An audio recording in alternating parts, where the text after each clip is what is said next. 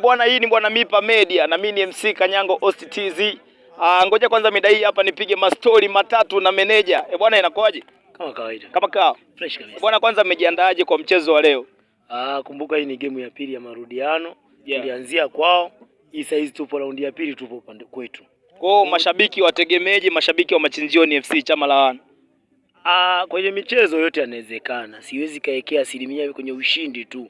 Kwenye mchezo kuna matokeo matatu: kushinda, sare au kupigwa. Kwa hiyo sisi yetu tuliyotarajia ni ushindi. Kwa moja hapo yote yanawezekana kwenye ukija yani ukiangalia wachezaji ni wachezaji ambao wamesafiri toka mbali sana. Nadhani watakubali kupigwa kirahisi kweli. Kwenye hapa ni nyumbani. Kwa hiyo lazima wafe tu.